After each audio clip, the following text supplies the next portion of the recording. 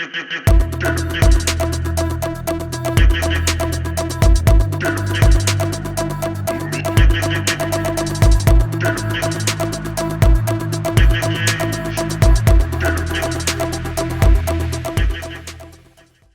boa noite a todos. Vamos dar início a mais um colóquio do Observatório de Historietas em Quadrinhos da ECA USP. Olha, temos um participante novo aqui. Ele gosta de quadrinhos? Gosta, ela gosta. Gosta de... Ela disse que ela quer participar aqui. Peraí, deixa eu só alterar o layout para ela também poder aparecer aqui na gravação, né? Peraí, cadê ela aqui na gravação? Qual o nome dela? É a Luna. Olha lá, Luna. Oi, Luna. Olá, Luna. Ela disse que ela queria ser a primeira cachorrinha a participar de um colóquio científico de histórias em quadrinhos, né? Tá aqui aparecendo agora. Ela gosta de ler ou de rasgar os quadrinhos? Eu acho que ela gosta de... Ela lê e rasga, ela gosta de ver televisão também. Ela não pode ter cachorrinho na televisão. Ela tá acompanhando já aqui. Vamos lá, Roberto. Tá vendo essa televisãozinha? Começa de novo? Não, pode continuar. Você quer que eu fale das jornadas? Pode falar. Tá bom, então temos as jornadas internacionais de 2023. Temos 154 resumos inscritos, né? Então esses resumos já estão com a nossa comissão científica, então vão ter mais algumas semanas aí para avaliar. Estamos muito contentes com o nível, né, da qualidade desses trabalhos. E logo mais a gente vai informar as informações de pagamento, né, e tudo mais, mas os ouvintes ainda estão convidados, né? Se vocês tiverem amigos que querem participar das jornadas, ainda é tempo, e a gente espera que se inscrevam na modalidade presencial para todo mundo se encontrar lá na USP, para, né, depois de tantos anos fora lá, a gente poder se reencontrar, tá bom? Mas quem não puder, a gente vai ter pelo menos um dia... virtual. Isso. Oi, Ilho, boa noite. Rodrigo, boa noite também. Antes de começar, eu queria falar de alguns livros e quadrinhos que eu paguei no último mês. Tem esse aqui, sobre quadrinho russo, comics, Comic Art em Rússia. Tem lá na loja do nosso amigo russo, tá? De graça para baixar. Eu vou pôr daqui a pouco o link. Você comprou na Amazon? Onde você comprou esse? Comprei na Amazon, e é uma edição americana. O autor José Alanis. Eu não sei, aqui não diz onde ele é. Ele é professor de línguas eslavas, literatura comparada à Universidade de Washington, Seattle. Esse livro trata do quadrinho russo na era czarista, na era soviética e após a queda da União Soviética. Ele fala principalmente também dos quadrinhos mais recentes. Eu não conhecia quadrinhos russos, então eu não comecei a ler, mas ele parece muito interessante, ainda vou ler. É um autor russo? Não, eu não sei, ele é José Alanis. Ele é um especialista, né? Ele é especialista em línguas eslavas e literatura comparada. Eu tinha curiosidade de saber se tem algum professor russo lá na Rússia, né, pesquisando quadrinhos. Não sei. Não sei. Aí eu comprei. Não sei se dá para ver aqui. Afasta um pouco para a gente ver na câmera. Isso. Octobriana, a primeira super-heroína soviética. Esse quadrinho tem uma história bastante interessante. O criador da personagem não era russo. Ele era da República Tcheca. Aí no final dos anos 60, ele estava na Rússia e ele teve a ideia de fazer um personagem. Aí quando ele voltou para a República Tcheca, na época era a Tchecoslováquia, ele pediu para alguns artistas fazerem os quadrinhos e ele tentou. O nome da personagem era Amazona, originalmente. Ele tentou publicar tal e não conseguiu. E aí ele foi para a Alemanha Ocidental, mudou o nome da personagem para Octobriana, e colocou uma estrela na testa da personagem, e ela então passou a ser uma super-heroína, né? Octobriana tem uma referência à Revolução de Outubro, lá na Rússia, e os artistas ficaram pé da vida com ele, porque ele pegou as artes, né, e foi para o Ocidente. Essa edição é americana, é de uma editora que publica algumas revistas impressas e outras na internet. Eles pegam material que não tem copyright, como é o caso da Octobriana, ela não tem copyright, e eles também colocam ou publicam impresso ou na internet material que já não tem mais, o autor já morreu há mais de 70 anos, então não tem mais que pagar licença, não tem que pagar nada então tem de graça e tem para comprar. Vou mostrar uma imagem da Octobriana. Interessante desse quadrinho é que teve gente que pegou os desenhos e colocou o texto ao contrário da intenção do autor. Colocou o texto como se ela fosse contra a União Soviética. Então, ela foi apropriada de várias formas. Oi, Gazi, estou falando de um quadrinho aqui russo, que na verdade foi criado na Tchecoslováquia, chamado Octobriana, a primeira super-heroína soviética. Tá? Eu vou pôr aqui no chat o link para quem quiser obter o livro sobre quadrinhos russos, tá? Pode baixar de graça. Então, vou colocar o link aqui. Estou mandando para vocês. Tem mais um livro, The Clear Line in Comics and Cinema. É sobre a linha clara. O autor, por incrível que pareça, é português. Davi Pinho Barros. E ele fala, a principal, embora não seja a única, mas é a principal corrente de estilo gráfico na Europa. Eles também têm lá no nosso amigo russo, tá? Eu vou também passar para vocês. Esse autor, ele é professor? Eu acho que sim. Ele é pesquisador, curador e professor assistente de literatura, estudos interarte, na Faculdade de Artes e Humanidades da Universidade do Porto. Poxa, bom saber. Então, eu vou passar também para vocês. Opa! Desculpa, botei no coisa errada aqui.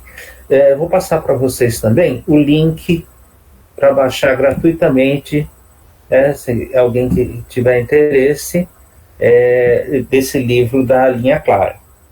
E, falando da Linha Clara, esse aqui é o mais recente álbum do Lucky Luke, a arca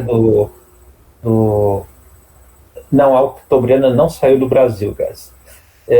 Esse aqui é o mais recente álbum do Lucky Luke. Essa é uma edição americana.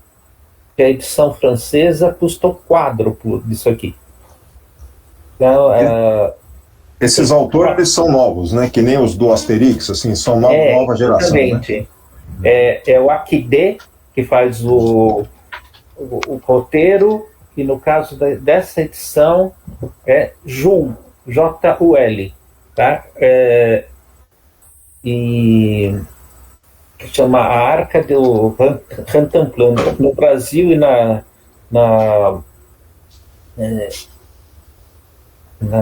Europa, na Bélgica, França, o personagem chama Rantanplan, que é o cachorro mais burro do Oeste. Tá? Eu tenho bastante dessa série aí, do Goscinny, como é que chama o desenhista aí? Maurice, e o do Rantanplan, o dos os 4 bandidos lá, esqueço o nome deles. Os irmãos Dalton. Dalton. Então é fenomenal, né? Eu acho que o pessoal conhece menos deles e mais do Asterix, mas vale a pena também, quem não leu. É interessante que nos Estados Unidos o personagem é Rin Tin Cans. Tá. Eu ia perguntar se tem um diferencial, mas não, é só porque é americano, é norte-americano, tá em inglês, é isso? Eu paguei R$108 esse aqui, a edição francesa tá 480, uma coisa assim. Porque seria Rantanplan, né? Aí puseram a sátira é o Rin Tin Tin. Bom, é isso por hoje. Então vamos começar aqui a nossa... Roberto, eu comprei isso aqui numa promoção recentemente, não conhecia, numa livraria aqui em Goiânia, na rodoviária, R$20, tem por 15 outros álbuns. E aí, pelo que eu vi, é uma mistura dos autores que eles fizeram baseado numa guerra de um país asiático, que tem até a foto no final aqui dos meninos, com lendas, com a mitologia asiática também. Então, tem aqui a foto deles, né? Então tem um pouco, eu não li ainda. Então, e aí tem umas páginas que me chamaram muita atenção, que são esses gigantes aqui como deuses asiáticos. Então uma mistura de elementos de guerra, realismo fantástico com isso. Eu não li ainda, mas fiquei muito curioso. Por isso que se alguém conhece, estou mostrando aqui, porque eu realmente não conhecia. Saiu no Brasil pela editora Novo Século. O nome o título é O Divino? O Divino. E os autores estrangeiros, Asaf Anuka, Tomer Anuka e Boaz Lavi. Eu não sei nem qual é a nacionalidade deles, mas eu realmente não compro assim. Comprei porque o visual é fenomenal e essa mistura de seres divinos com uma arte até que muito bonita também. Então eu vou ler, ainda não li. Beleza.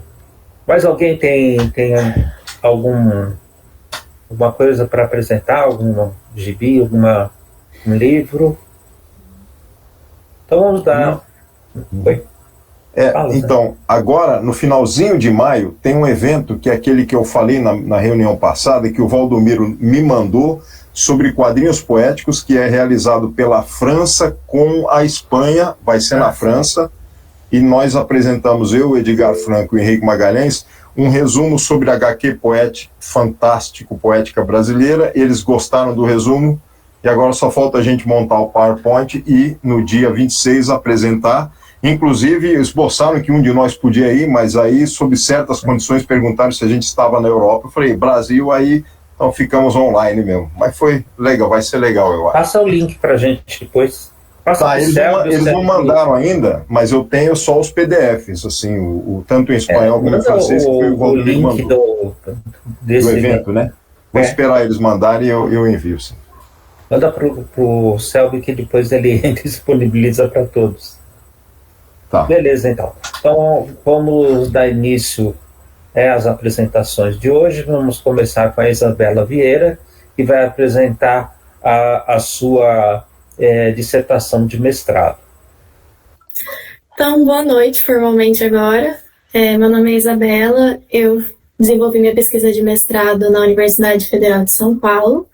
Lá eu fui orientanda do professor Paulo Ramos, e na época eu também participei do grupo de pesquisa sobre quadrinhos, também coordenado pelo professor Paulo. E a minha pesquisa ela foi fomentada pela CAPES. E no fim das contas, nós intitulamos como de verba sobrevivente o sujeito discursivo em Maus de Art Spiegelman. Então, só para dar aquela breve contextualizada, o Maus é uma história em quadrinho produzida pelo cartunista Art Spiegelman. Ela foi lançada originalmente numa revista alternativa chamada Raw durante os anos de 1980 até 1991. Em 86, ele faz um compilado ali dos 6 primeiros capítulos e lança o Maus 1 com o subtítulo My Father Bleeds History, e em 95 o Maus 2 com o subtítulo And Here My Troubles Began. No Brasil teve mais ou menos o mesmo processo de publicação, foi lançado primeiramente pela editora Brasiliense e em 2005 lançou essa versão completa, que é o que está dentro da imagem, pela Companhia das Letras. E dentre os elementos que compõem ali a capa, ali no cantinho a gente tem a indicação de que foi o vencedor do Prêmio Pulitzer em 1992. Mas bem, o que seria então o Maus? Seria um pouco simplista da minha parte se eu dissesse que é apenas a história de um sobrevivente, porque vai além disso. É a história de um filho de sobreviventes e as consequências da guerra em sua família. Então a gente consegue dividir ali o Maus em praticamente 3 vieses narrativos. A história de sobrevivência do Vladek Spiegelman, um relacionamento super complicado entre pai e filho ali, então entre o Art e o Vladek, e a própria história do Art, em que ele vai narrar ali um pouquinho sobre o processo de criação e a história dele ali como as consequências de todas essas atrocidades. E uma das coisas que mais chamam a atenção no Maus é a forma como os personagens são caracterizados. Nós temos a presença de diferentes animais para retratar as diferentes etnias. Então, os alemães como gatos, os judeus como ratos, os poloneses como porcos, os estadunidenses como cachorro, e assim por diante. E aqui, só para dar aquela breve ilustrada, então nós temos a forma como o Art e o Vladek são representados ao longo do quadrinho e a forma como eles são de fato aí na vida real. E o objetivo geral da pesquisa foi o de analisar como o processo de materialidade discursiva da personagem Vladek Spiegelman corrobora a constituição do sujeito discursivo por intermédio das formações discursivas e ideológicas propostas pela análise do discurso de linha francesa. E aí nós traçamos 4 objetivos específicos. O primeiro era o de averiguar, por meio das formações discursivas e ideológicas, a materialidade dada pelo antropomorfismo de Vladek. O segundo, analisar como as condições de produção determinam esse sujeito discursivo. O terceiro, refletir os aspectos sócio-históricos e as determinações que atravessam o sujeito discursivo. E, por fim, analisar as características quadrinísticas, tais como os elementos de passagem de tempo e espaço na narrativa, e de que maneira se encaixam com o discurso. E aqui, então, só para dar contextualizada da pesquisa de forma geral, esse aqui é o sumário da dissertação. Então, no primeiro capítulo, eu falo ali um pouquinho sobre o processo de publicação do Maus, faço essa associação sobre a Shoah e como ele acaba aparecendo ali ao longo do Maus, e também abordo essa relação do antropomorfismo. O que acontece? Nós temos aí praticamente 3 termos para designar esse processo de animais dentro dos quadrinhos de forma geral, que seria a personificação, o antropomorfismo e o zoomorfismo. E aí nessa parte a gente acaba descrevendo um pouco sobre esses 3 processos e o porquê de estarmos adotando este termo para a pesquisa. No capítulo 2, então, eu faço um arremato ali, né, da teoria da análise do discurso. No terceiro, eu já trago um pouco sobre a leitura crítica dos quadrinhos também, puxando já essa associação para a análise do discurso. E o capítulo 4, eu apresento o processo da metodologia e os 3 processos da análise, que eu vou falar, então, agora ao longo da apresentação. Bem, de acordo com o Denkergan, antropomorfismo é um objeto que transcende a mera representação gráfica e se insere no imaginário coletivo, sendo a base de interpretações que vão desde debates sobre mecanismos de poder a elementos de identidade de um grupo de pessoas. Então, por exemplo, nós temos o termo da personificação, que se a gente parte lá dos estudos da linguagem, vão definir como um processo de atribuir características humanas a seres não humanos, objeto, animal e assim por diante. Dentro dos quadrinhos, de forma geral, a gente tem bastante claro esse processo da personificação. Pode pegar lá os quadrinhos da Disney, com o Mickey, o Pateta, Pato Donald e assim por diante.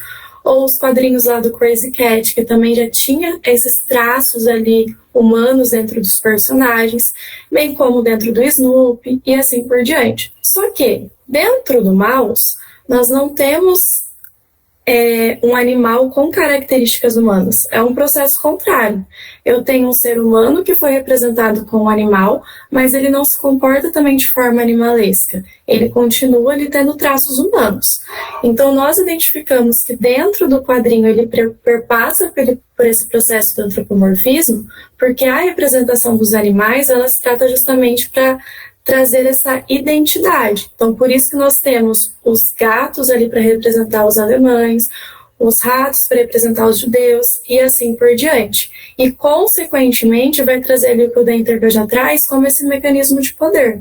Ou seja, o gato ali vai ter sempre uma sobreposição em relação ao rato, justamente para mostrar esse lado inferior do judeu ao longo de toda a história. Para a parte teórica, então, a pesquisa é dividida praticamente em 2 vieses. A primeira se dá na análise do discurso, partindo dos conceitos do Péchet, do Foucault e do Portini, e dentro da linguagem dos quadrinhos, principalmente com as teorias do Canin e do Ramos. Bem, o Foucault ele vai definir discurso como um conjunto de enunciados que provém de uma mesma formação discursiva, e o Péchet ele traz, então, que a formação discursiva ela corresponde a tudo que é real na língua. E aí, de uma forma que a gente não percebe, vai determinar o que pode e deve ser dito sempre a partir de um contexto. A formação ideológica ela também não é essa presença física, mas é a forma como as imagens são projetadas dentro do meio social.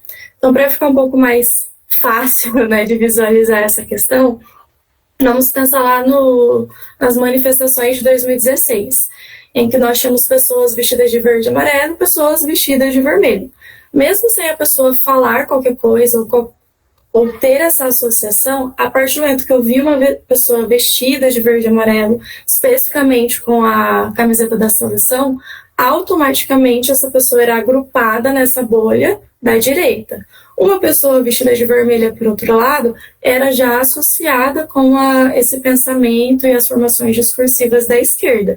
Então, o que vai determinar essa relação das cores para diferenciar esses grupos sociais é justamente a formação ideológica, ou seja, o meio social acaba determinando esses grupos por meio das condições de produção, que partem então de um contexto imediato, e se a gente pensar num sentido mais amplo, dentro de um contexto sócio-histórico. Bem, dentro dos quadrinhos, então, o Canin define que o tempo e o espaço são elementos essenciais nos quadrinhos e que eles podem ser percebidos tanto pela disposição das vinhetas quanto dos balões. E o Ramos traz que a relação de tempo, dentre todos os mecanismos que vão trazer essa relação temporal para o quadrinho, a personagem também faz esse processo meio que de âncora temporal. E o espaço, por sua vez, ele possibilita a percepção de elementos como distância, proporção e volume. Só para ficar um pouco mais claro tudo isso que eu estou falando, trouxe um trechinho ali do Mouse.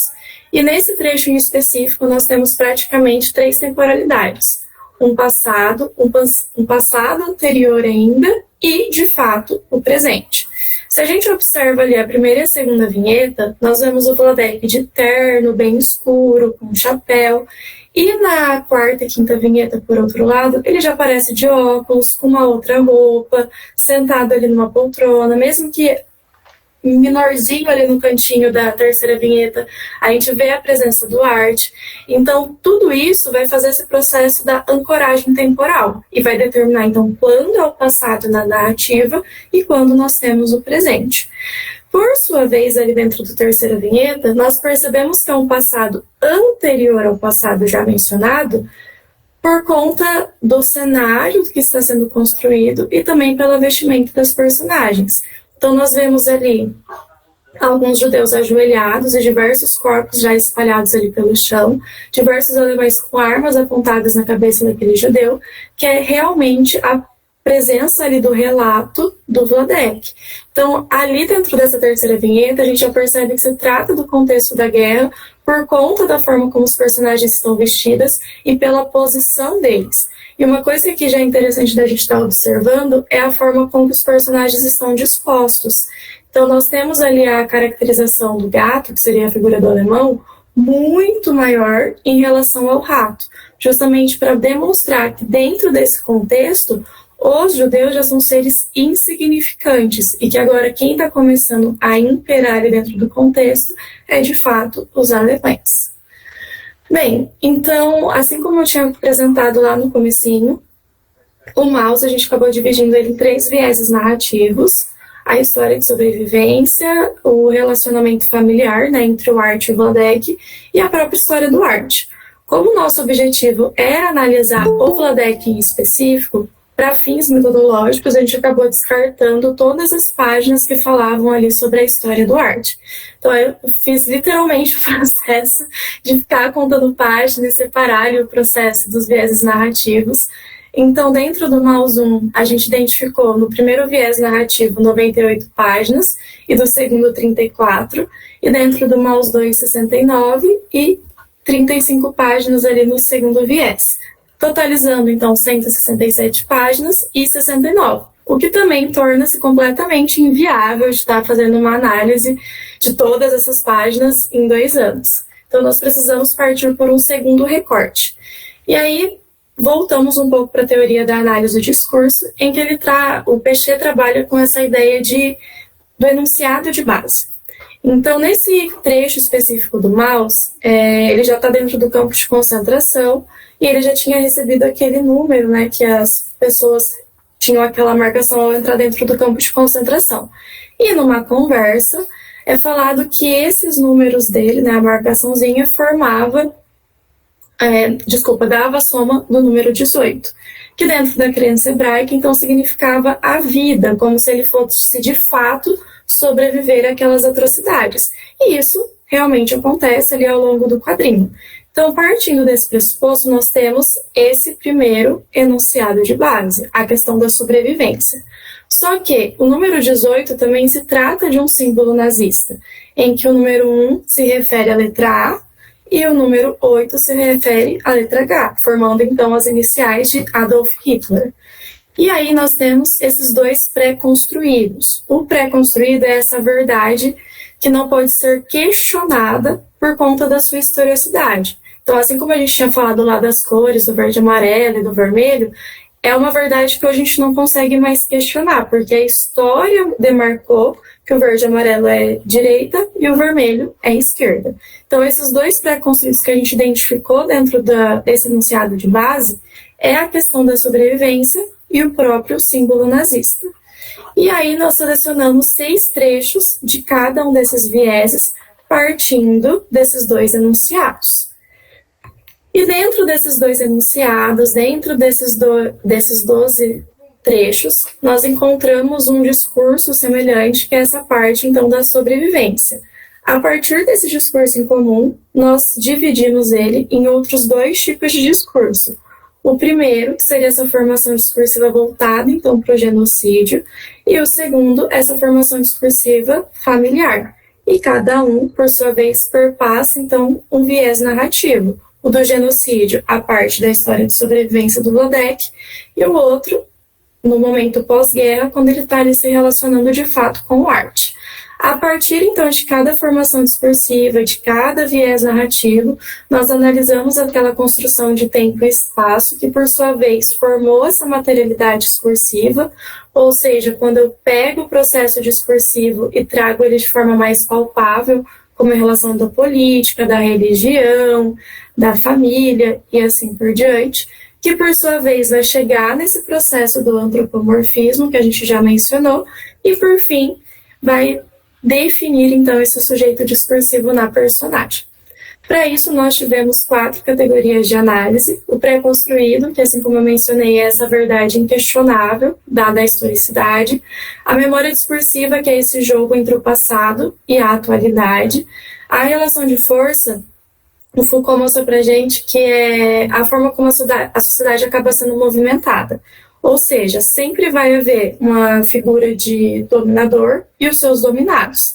Se a gente pega aí o contexto escolar, por exemplo, o professor tem uma posição de superioridade em relação aos seus alunos. É por isso que ele pode dar uma nota boa, uma nota ruim, ter a aprovação, a reprovação e assim por diante. E o tempo e o espaço foram aqueles conceitos que a gente acabou de apresentar. Então eu trouxe aqui, para a gente estar conversando e visualizando um pouquinho melhor, um trecho de cada viés da análise, porque também não dá para a gente conversar sobre os 12 trechos. Então, esse primeiro, assim como eu mencionei, ele faz parte ali da história de sobrevivência e faz parte dessa formação discursiva do genocídio. Nesse momento específico da narrativa, os judeus já não estavam mais sendo aceitos ali dentro do meio social, então eles já não tinham mais esse direito de ir e vir. E o Vladek já estava tentando diversas formas de tentar fugir desse contexto, não estava conseguindo, e nesse momento a Anja era super contra o que eles estavam tentando fazer, mas mesmo sendo contra, acabou aceitando as ideias do Vladek e foi na onda. Só que, vamos voltar para aquele princípio do antropomorfismo, da caracterização dos personagens. Se eu tenho lá a figura do porco, que vai representar os poloneses, o polonês está liberado a andar ali pelas ruas e tudo mais, tem o seu direito de ir e vir. O judeu, por sua vez, que é representado ali como rato, já não tem mais esse direito. Então, a forma como materializa esse processo de discursivo de o judeu, nesse caso, o Vladek, se camuflar ali dentro do meio social para fazer esse processo de se refugiar, é colocar uma máscara ali de porco. Então, a gente percebe a primeira relação de força presente dentro desse trecho. O judeu, como não tem mais o direito de ir e vir, ele está numa base inferior se a gente pensa em relação ao polonês. Porque a partir do momento que ele se caracteriza, se camufla como polonês, é como se ele assumisse o mesmo patamar. Tanto é que ali nesse trecho, todos os personagens estão alinhadinhos, como se eles realmente pertencessem à mesma base, vamos colocar assim. Que é o que não acontece quando os alemães acabam encontrando esse disfarce aí do Vladek. Nesse momento em específico, a gente consegue perceber que faz esse processo aqui, ó. O gato, que é a figura do alemão, ele está sempre em destaque, em uma posição de superioridade, se a gente pensa ali no Vladek e na Anja, justamente representando essa relação de que o alemão, dentro do contexto da Segunda Guerra, tem mais autoridade em relação ao judeu. E uma outra coisa que é importante a gente observar nesse recorte é que o Vladek em nenhum momento tem a presença de falas. Ou seja, a posição dele é tão inferior que ele não pode encarar ali a figura do alemão. E se a gente volta ali para a última vinheta, os personagens eles já aparecem meio que como se esse processo de sombra, que é o comecinho ali dele estar perdendo a sua identidade. Então, assim, naquele outro trecho que eu expliquei sobre a relação do tempo e espaço, a gente conseguia diferenciar a temporalidade, principalmente o personagem, pela forma como ele estava caracterizado. Só que, a partir do momento que ele entra dentro do campo de concentração, a gente sabe que se trata do passado, por conta dos uniformes lá e tudo mais, só que a gente não consegue mais saber quem é o Vladek, porque todos eles são iguais. E isso vai ressaltar novamente essa relação da insignificância do judeu dentro ali do campo de concentração, e principalmente em relação aos alemães. E aqui, só para finalizar essa primeira parte da análise, analisando então todos aqueles 6 trechos, nós conseguimos chegar à seguinte conclusão dessa primeira análise. Dentro então da Segunda Guerra, partindo desses contextos e dessas formações discursivas em específico, primeiro, a religião, o Vladek acaba assumindo a posição de judeu, que é o que leva ele para o campo de concentração. Dentro da base familiar, a posição de pai, sogro e marido. Dentro do campo de concentração, a posição de submisso e judeu forte, que ao longo do quadrinho a gente consegue perceber que lá na parte do campo de concentração, o judeu que era considerado fraco recebia algumas punições. O judeu forte, por outro lado, acabava recebendo algumas recompensas. Dentro da guerra, ele assumiu a posição de fugitivo, de prisioneiro, de polonês, como a gente viu ali a partir do momento que ele coloca aquela máscara, de soldado, de sobrevivente e principalmente de submisso. No pós-guerra, por sua vez, ele já trata essa posição de ser livre e de sobrevivente. Nesse segundo viés narrativo, de novo, trata ali do relacionamento entre o Art e o Vladek, perpassa ali agora para uma formação discursiva familiar. A primeira coisa que é interessante da gente estar observando é a posição dos personagens. Como todos eles são judeus e a gente está trabalhando agora com outro contexto, que é esse pós-guerra, todos eles seguem alinhadinhos, ou seja, não existe mais essa sobreposição do personagem de colocar quem é superior e quem é inferior. Isso pelo processo da imagem. E uma outra coisa que é interessante é que o Vladek, ele pode falar à vontade.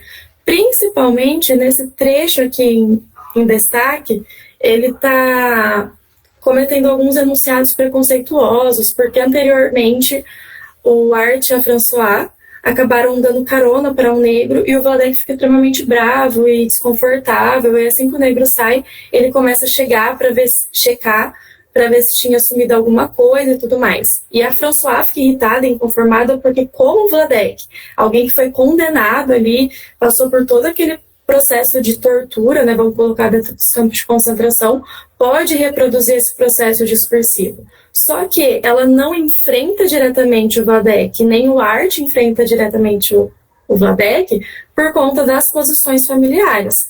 Então, tem essa instância ideológica de que dentro da construção familiar, o pai ali, a mãe, eles são a autoridade em relação aos demais, em relação ao filho. Então, o Vladek ele pode falar o que ele quiser, que o Art e a François simplesmente tem que aceitar esse processo.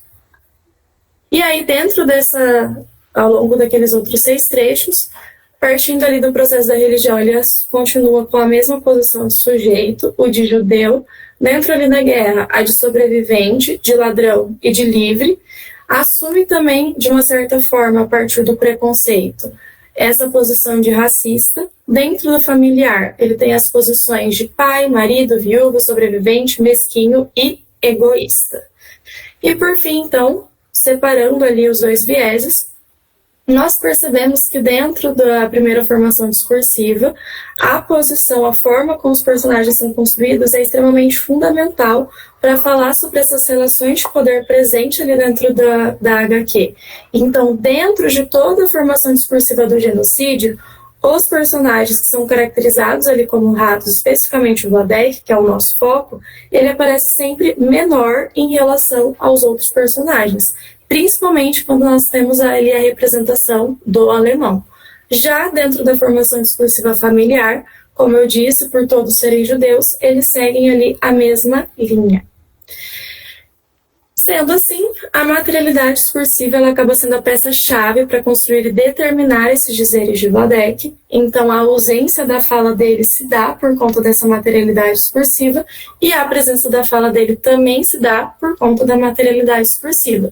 Se, porventura, o quadrinho fosse construído pela forma humana, toda essa construção que a gente fez, né, apresentou aqui ao longo da análise, ela seria moldada pelas falas. E um outro ponto importante, o mouse, ele só produz esses efeitos de sentido por ser uma história em quadrinho. Caso ele fosse um romance, nós não teríamos esses mesmos processos discursivos, nem essa mesma materialidade e muito menos esses efeitos de sentido. Essas aqui são algumas das minhas referências e muito obrigada.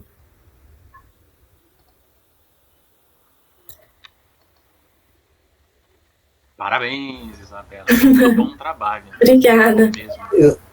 Isabela, você pode voltar às referências, por favor? Claro, deixa eu só apresentar aqui de novo.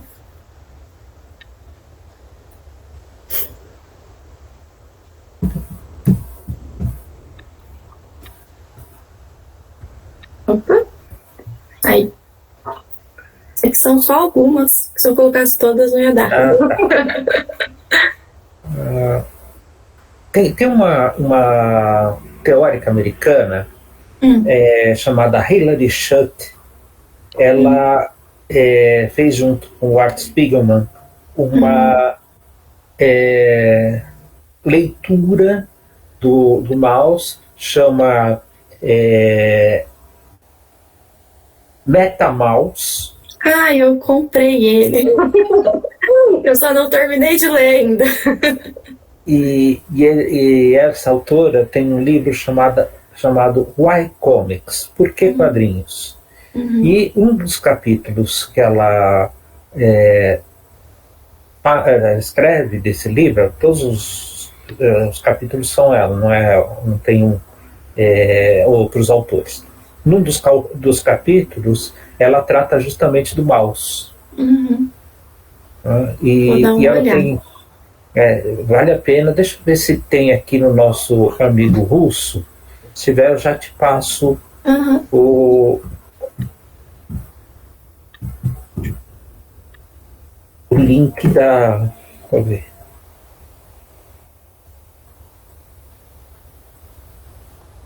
Achei.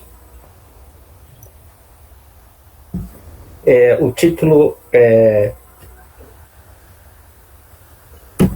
Why Comics from Underground to Everywhere.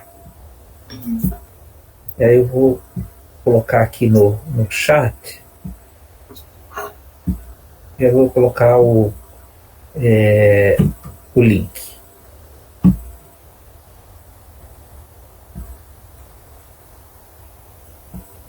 Se você se interessar. Ela tem um outro livro chamado Disaster Drown. Eu acho que nesse, não lembro se ela fala do Art Spiegelman, ela fala do o autor do Palestina, Joe Sacco. Fala de guerra, né? Eu não lembro se nesse livro ela fala do Art Spiegelman, mas no Why Comics tem um capítulo específico. Não, vou dar uma olhadinha depois. Esta eu coloquei o link, e aí você pode baixar de graça. Beleza. Muito obrigada. Alguém tem alguma pergunta?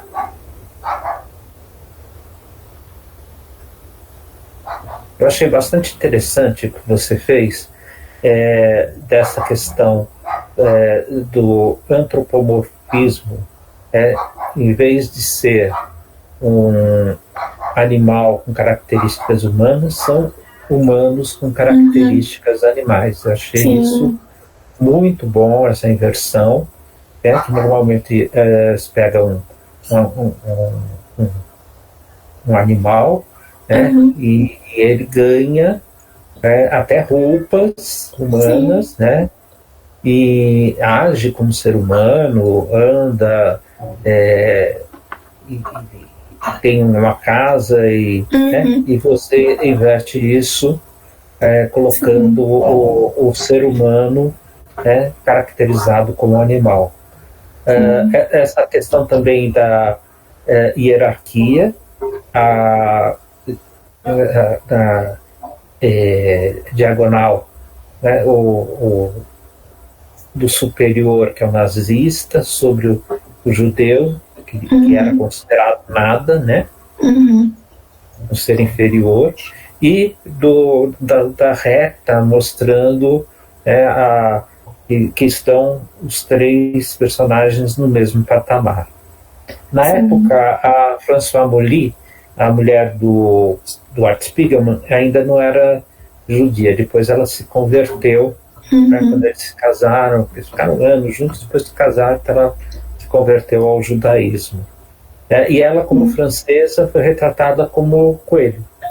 Tanto é que tem uma parte, né, que ele fica questionando como que ele ia, de fato, caracterizar ela ali ao longo do mouse e tal.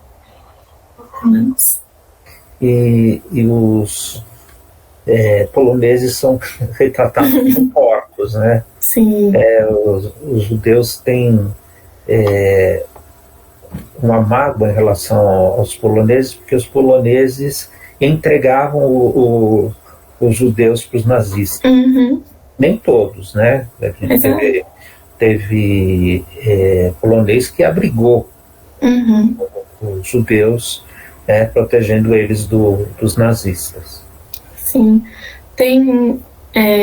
aqui eu acabei não mencionando, né? Mas tem a parte de um capítulo que eu falo sobre a diferença das três coisas, né? A personificação, o zoomorfismo e o antropomorfismo. E aí, quando eu estava pesquisando um pouco mais a fundo sobre o zoomorfismo, eu encontrei uma propaganda nazista que era a cabeça de um judeu no corpinho do rato, assim, realmente. E ela é super interessante de também estar fazendo a análise junto com o mouse, né? Porque, na verdade, ele traz também essa caracterização justamente por conta de todo o discurso ali que envolvia esse contexto, né? De que o judeu era de fato visto como essa praga que precisava ser exterminada. Tanto é que dentro dessa propaganda tinha esses dizeres, tipo, elimine essa praga, sabe, maldição, coisas nesse sentido. Legal. Alguém tem mais alguma pergunta? Falaram aqui que eles também eram chamados de vermes, não sei se Sim. usa como título, né? É. De verme A sobrevivente. para sobrevivente. E... Então...